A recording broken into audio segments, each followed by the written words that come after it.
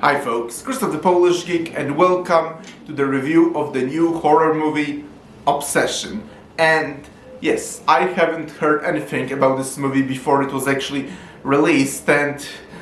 this is a perfect example of the movie I likely wouldn't even be interested in seeing based on just the poster and title alone, but then I've been hearing some positive reviews from the reviewers I trust actually, and then I decided to read the basic premise to see what the fuss is all about and all, and the premise sounded promising, and combined with all the positive reviews it was getting, I decided that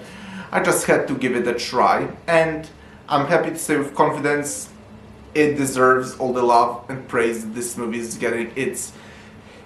a tragedy, it's very Shakespearean, engaging story and wonderful performances, and I will tell you all about it soon. But the first thing I also have to say is that one of my biggest problems, which I often actually say whenever I'm reviewing a horror movie, is that vast majority of modern horror movies aren't particularly scary. They generally just tend to be cheesy and silly without any scariness or creepiness factor. But honestly, I think I've been saying it too much, because the more modern horror movies I enjoy, the more this is proven to be constantly proving me wrong. Because ultimately now with this review I think it's time to stop saying that there is no scary modern horror movie, because like Nosferatu in 2024, and then only a few weeks ago Lee Cronin's The Mummy, and now this Obsession, all of those clearly prove this idea wrong. Yes, they might not be particularly common, but actually getting more and more common clearly, but clearly you still can make a quality scary horror movie that evokes this feeling of uncomfortable, creepy in you. And Obsession is a perfect example of that. And while there are jump scares, and a very unique type of jump scares, not those types of classical monsters jumping jump scares, but very much specific to the movie and the movie's themes actually, but even then the major creepiness factor of the movie comes actually more on a deep psychological level, and we'll get to that soon. Because the basic premise of Obsession is that this lonely guy who lives by himself, his name is like Baron but goes by the nickname Bear, and played excellently by Michael Johnston, buys this supernatural thing, like Make-A-Wish Willow it was called, something like that, but he buys this supernatural gift from the gift shop, and then makes a wish that his childhood friend, the girl he has a crush on, Nikki, falls in love with him deeply, basically loves him more than she loves anyone else, but then it very much backfires, and her love is very much a creepy infatuation and obsession. So that's the basic story, but one of the things I really love about Obsession is that it takes a very basic concept that actually been done a lot at this point actually. It takes a basic premise and common concept, basically the person I'm in love with doesn't love me back, so I'm giving them a love potion so that they deeply fall in love with me, and then they become obsessed with me and it all backfires. So yeah, it takes this basic concept that's been done a lot of times, but actually gives it so much depth and basically puts a very different, unique spin on it, and it actually introduces some pretty interesting, thematically deep ideas that haven't been done before with such a concept, or at least not that I'm particularly familiar with. But yes, the way it approaches its concept with its directional is very unique, but also, as I said, very deeply thematic, and it really touches you on a very personal thematic level, and it truly makes you think, because one of the most common themes of this movie is a difference between love and infatuation and obsession, because again, it's a very relatable concept. We've all been in a situation probably as teenagers where we've been deeply in love with this person, but he or she didn't love us back, so we've probably been fantasizing of how to make them fall in love, or if there only was a wishing stone that could make them fall in love. We've all been in this situation, so this movie basically puts this theme that in some ways this is more like an infatuation than true love, and in fact basically wishing for someone to really be in love with you is a very selfish desire. And I mean, again, this has been basically done quite a lot already, but once again Obsession takes it very much to the next level, and it very much explores the concept of consent, free will. Are they really the same person if we basically just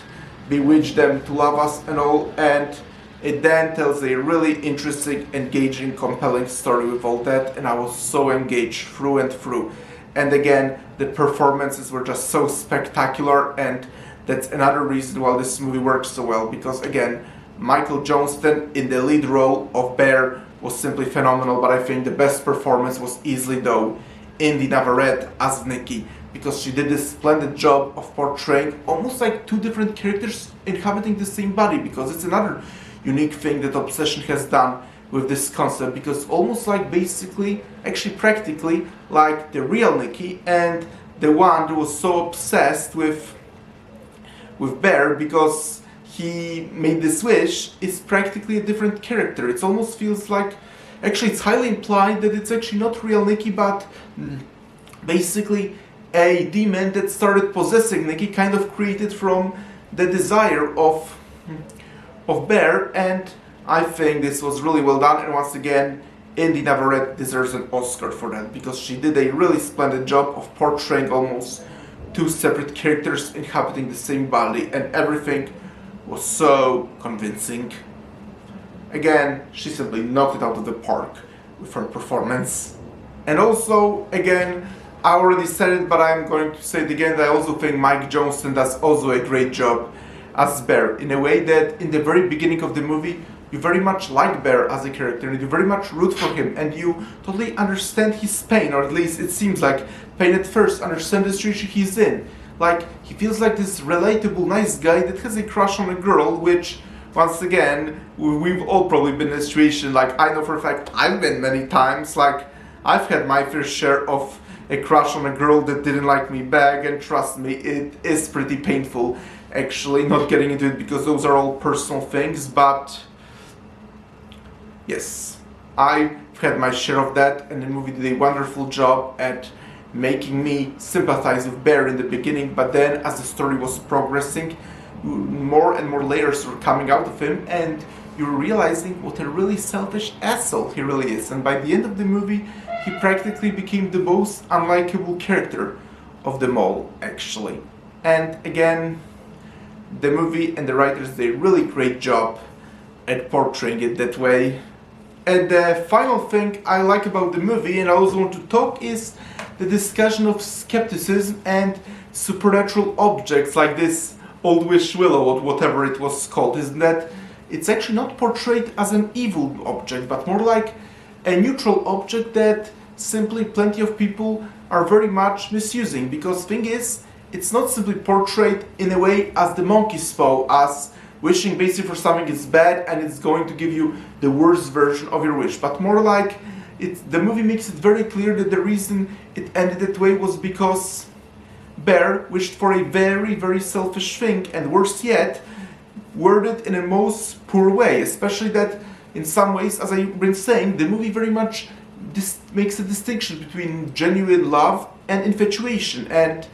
in Bear's case, it actually was more of an infatuation than true deep love he had for Nikki, and that's